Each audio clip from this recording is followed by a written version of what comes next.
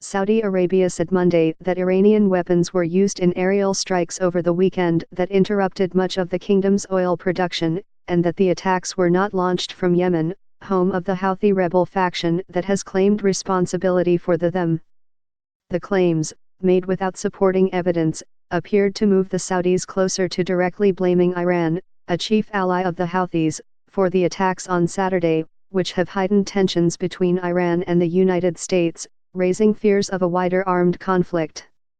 United States officials have said that Iran was responsible for the attacks on Saturday, the most audacious and damaging blow to Saudi Arabia in the 4.5 years of Yemen's civil war, and have also cast doubt on whether they were launched from Houthi territory in Yemen.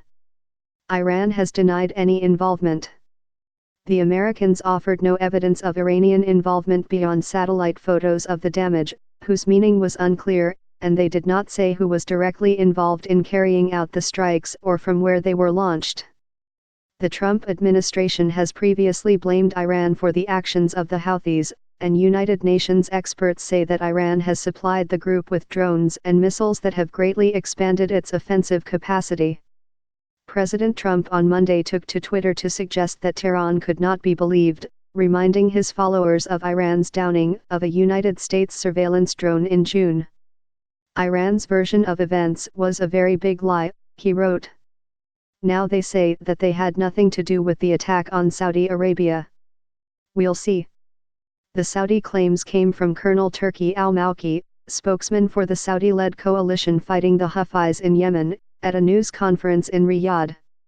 He did not provide any specifics, according to Saudi media and news service reports. The investigation is continuing, and all indications are that weapons used in both attacks came from Iran, he said. The Saudis, he added, were seeking to determine where they were fired from. Mr. Trump, who has made American policy toward Iran markedly more hostile, tweeted on Sunday night that Washington was seeking Saudi input before a potential military response. There is reason to believe that we know the culprit, he wrote, adding that the military was locked and loaded depending on verification. But no clear public message had yet emerged about the preferred Saudi response.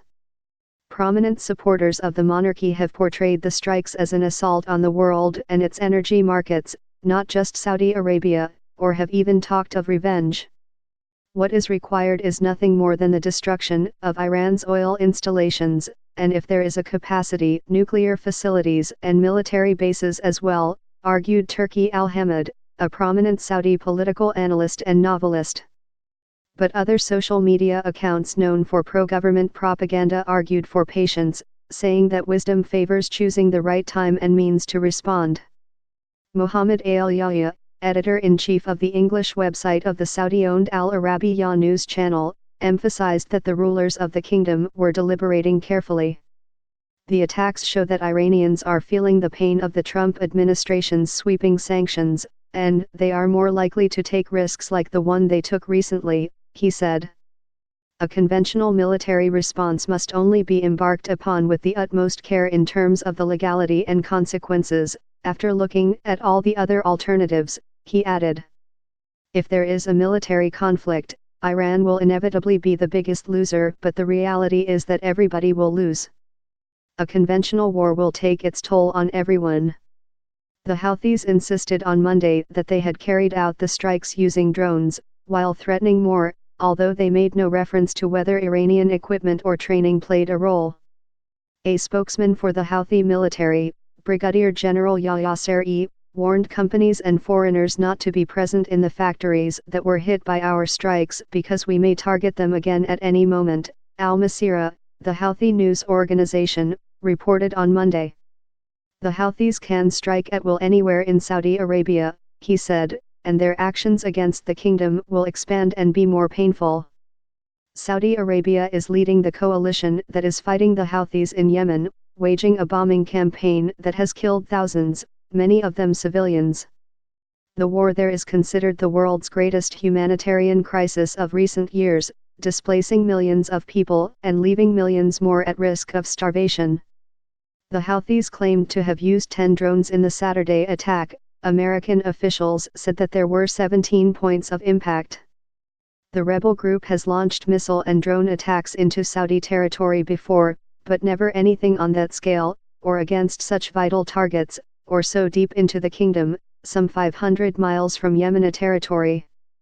The attacks on Saturday forced the shutdown of facilities at Abqaiq and Quraysh, which ordinarily process most of the crude oil produced by Saudi Arabia, which supplies about a tenth of the worldwide total. A Saudi official said Monday that the kingdom had shut down about half of its production because of the attacks, but expected its output to return to normal soon. Saudi Arabia and other exporters keep large oil stockpiles. Experts say it is unclear whether the Saudi equipment will be out of commission long enough to affect global oil supplies, but prices rose sharply in the immediate aftermath of the attacks. The Iraqi government said Monday that Secretary of State Mike Pompeo had told Prime Minister Adel Abdul Mahdi on Sunday night that the information reviewed by the United States showed that the attacks had not come from Iraqi territory. That would mean the United States does not suspect that Shiite militias in Iraq with ties to Iran are responsible for the attacks. Some of those militias are under the umbrella of Iraq's Popular Mobilization Forces, which fought against the Islamic State and whose salaries are paid by Baghdad. The Prime Minister stressed that Iraq's task is to maintain its own security and stability and avoid any step of escalation and to prevent the use of its territory against any neighboring or brotherly or friendly country, the Iraqi statement said. The State Department declined to comment on Mr. Pompeo's call or the official Iraqi statement. The department did not provide its own summary of the call. Tensions between the United States and Iran have increased sharply since last year, when Mr. Trump withdrew from the 2015 deal limiting Iran's nuclear program and reimposed economic sanctions against Iran. This spring, he imposed new sanctions, and Iran, which had continued to abide by the 2015 accord after the United States withdrawal, began stepping back from some of their obligations. In May and June, several tankers were damaged in or near the Strait of Hormuz, in what American officials said were Iranian attacks. Iran has also seized several foreign ships. On Monday, the Iranian Foreign Ministry said that a British-flagged tanker, Stena Impero, which Iran impounded while it sailed near its coast in July, will be released within days.